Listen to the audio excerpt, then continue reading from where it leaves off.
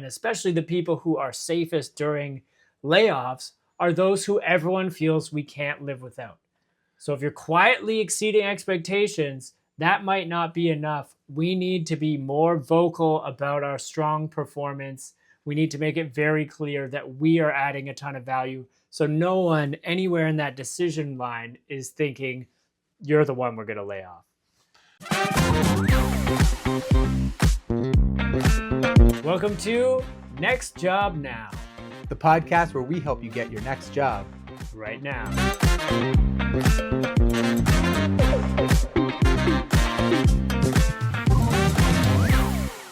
Welcome to the podcast. I'm Greg Langstaff. I'm a certified resume strategist. I've written over 2,000 resumes, and I love helping people get new jobs.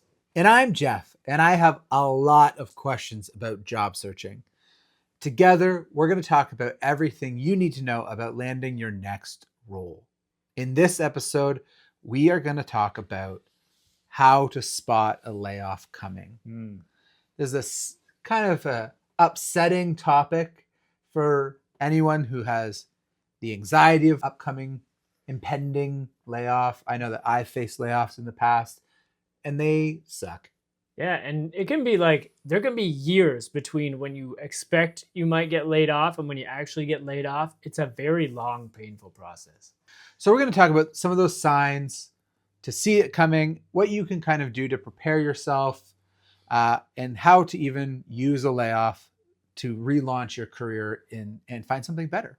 Before we dive in, if you've enjoyed this podcast or if you enjoy this episode, it would mean so much to both Jeff and myself if you would take a second to subscribe to the podcast on whatever platform you're watching or listening on, and like the video, and shoot us some comments as well on YouTube. We'd be happy to take some questions and start to integrate those into the podcast as well. So hit us up, but let's dive in, Jeff. Yeah. Can you actually see a layoff is coming 100% before it comes? Absolutely. Can I predict if my position is on the list? There are a lot of hints that you are going to be laid off, whether it's your exact position or your company's going to be affected. Both are things we want to be prepared for, because if you are going to get laid off, obviously we need to know that. But if others in your company are going to get laid off, that could mean your role is going to get bigger, usually without any extra pay. And it could mean a second wave of layoffs is just a couple of months behind, and that could get you. Yeah, so even if you're not impacted directly from a layoff, of being laid off, the impacts ripple. Yeah. And your job is still going to be hit by the effects of company layoffs. You've said, these are the signs a layoff is coming. Budget or hiring freezes. Yeah. Delayed projects or canceled projects. An acquisition to your company. Industry or internal layoffs. Yeah. Raises being paused. Yep.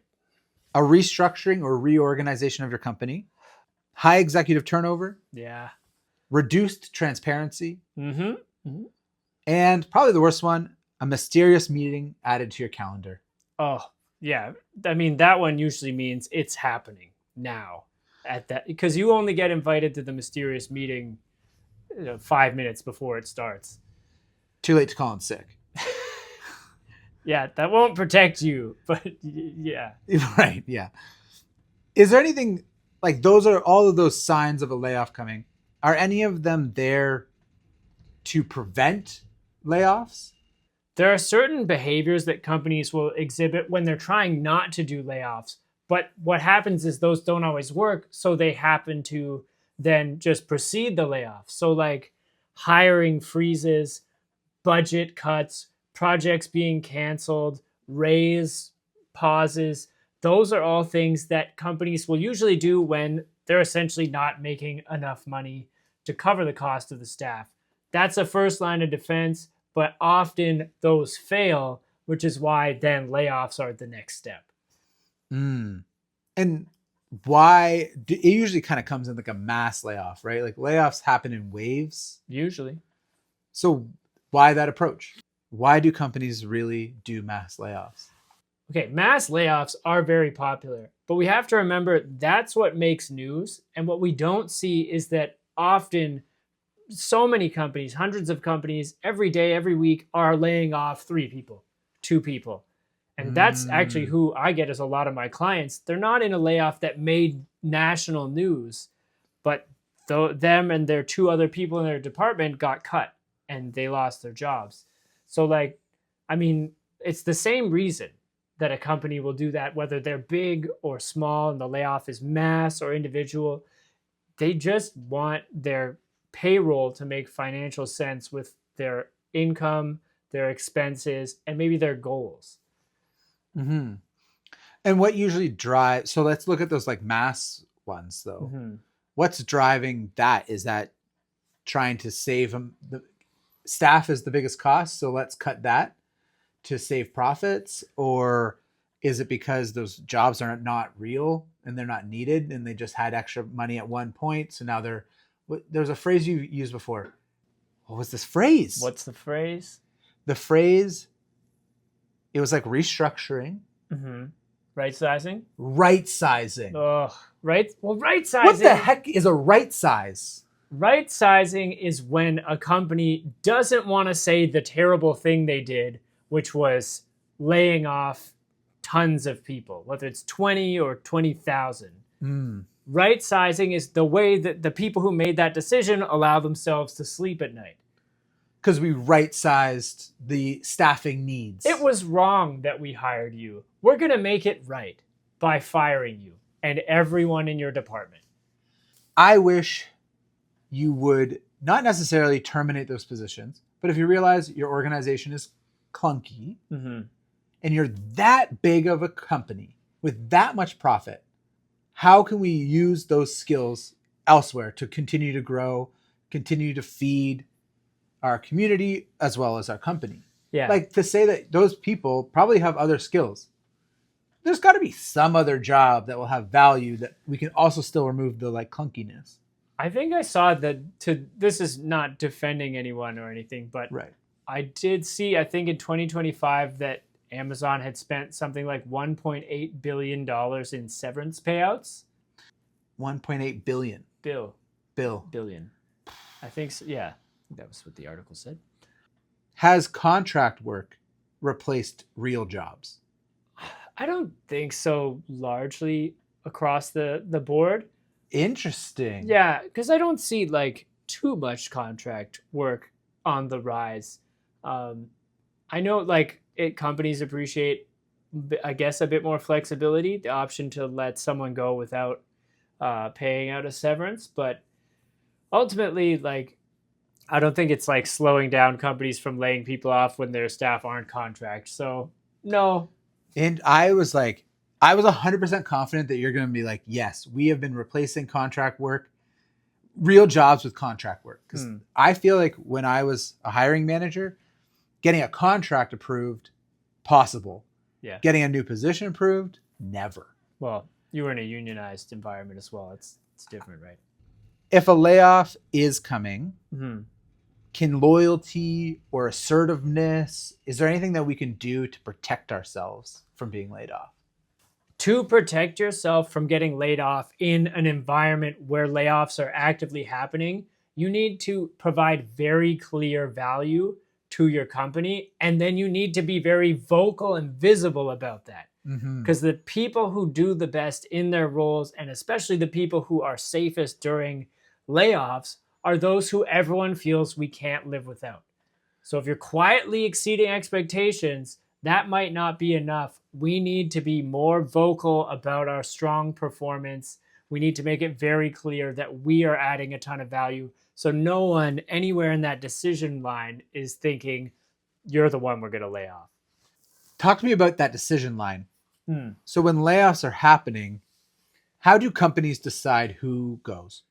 Okay, so when layoffs are happening, the companies are deciding which positions to get rid of based on a few things. Okay. They're looking at salary, first of all. Naturally. If it's purely cost cutting, they will look at who gets paid the most. They will also sometimes look at like who's been there the least amount of time.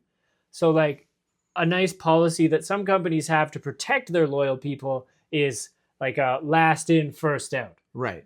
Which really sucks for those who just made the jump to this company, because then they're kicked out. The best way to do it, and there's no good way to do it, is like merit based. So we're going to cut our 3 lowest sales performers, or our 3, worst coders, or whatever it is. That is probably the best way to do it. But the thing is, It's so subjective sometimes. and it's not that common either. Like, companies are more likely to be like, oh, you make too much, or you haven't been here that long, as opposed to keeping their best people, getting rid of their worst. Yeah. That made me think about, it goes back to like a sign of being laid off. Mm-hmm. And it's like when they ask what your job is, like when your boss is like, hey, what are your current projects? Ooh. What's a list of your responsibilities? Yeah. What are your new processes up to date? We're just doing an audit. Oh, an audit of what everyone's doing, especially if it's external, like a consultant comes in, that means layoffs are being considered heavily. Yeah. The ironic part is, with those external consultants coming in, often the consulting fees could pay for a bunch of the employees to stay. But that's consulting. That's consulting. I've been laid off, and I remember the feeling of it absolutely sucking. Yeah. I saw it coming, and I still got. Mm-hmm. Right? Like, I couldn't, loyalty, assertiveness, there was nothing I could do. I thought I got ahead of it. Yeah. And I was like, okay, no, I think I've like figured this out. And what some of the signs that I saw was like hiring freezes. I was asked to cut my budget by like 40%. Dang. And I was like, okay. And I did it, and I cut my budget by 40% without any layoffs. And then I remember getting a text from my boss, and she was like, I just got laid off. And then I got another text that was like, hey, are you coming in today? And I wasn't going to go in that day because I wasn't feeling great. And I was like, oh yeah, I'm on my way. Like, one of my colleagues messaged me. Right. And I was like, oh man, they're going to tell me about, my boss who just lost her job. Right. So I already knew that they lost their job because I got the text. Yeah. So I go in, boom, me too. Oh. Maybe this is why I'm jaded about like a restructuring. Yeah. What they do, they posted this a very similar job, right? And it's just like, that really hit, and like that sucked. But I saw it coming. I still got. The rose of this story is I got home and I had a job interview in my email. Nice. Because I started looking about a month earlier when I saw the signs coming. That is a great point. That's kind of the moral of this whole podcast. And I scheduled my interview 1 week later, got that job. Okay, so this is why we need to look to at these things to see if a layoff could be coming, because you could end up, best case in Jeff's scenario, where I imagine that you got some severance pay, and then you started your new job and you were getting double pay for a little bit. It all worked out nicely in terms of like the timeline, where the job that I got didn't start right away. Oh, okay. So but I had a little bit of stress-free recovery time. Paid vacation. To work through. Yeah. What did it feel like when you got laid off? I was shattered. Like, it really was a quite emotional time. Like, at first I was so furious. Yeah. I was immediately upset. I went home, just sat on the couch, kind of like felt empty. Yeah. Right. And then when I got the email that was like, hey, would like to invite you in for an interview from another company. And it's like, it was with another company. And I was like, amazing. Like, I did the right thing. I felt this coming. I did all of the things I needed to do. I tried to keep my job. There was a provincial government thing that everyone had to cut their budgets. Mm-hmm. I get it. I don't think it was personal. It was certainly financial, but it still doesn't matter. Like, you try your best to like protect your employees, but then you go. Yeah. Right. So like, that sucked. I felt so emotional, but then I felt better. Obviously that like resentfulness lingered for longer than I wish it did. Yeah. Because I just remember, like, I tried so hard and I did so much to try to help. Yeah. So I think at the end of the day, like, I learned a lot about that, to be like, you can do the most you can. And when you're given a job, you do the job the best you can. And that's what's going to lead you to the next thing. Yeah. Right. I could have checked out when I saw layoffs coming, Mm-hmm. but I don't think that what I got and what helped me get the next job is, tell me about a time that you had to reduce a budget. Right?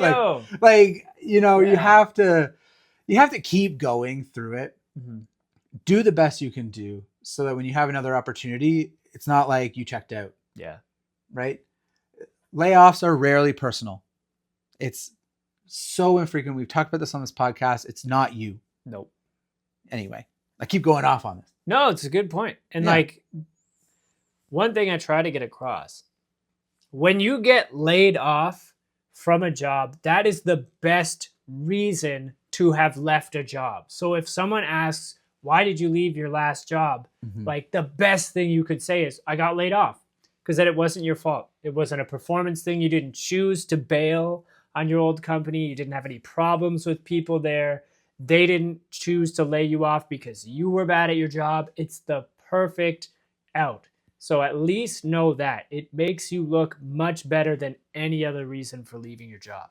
Mm-hmm. If we do see a layoff coming, what can we do?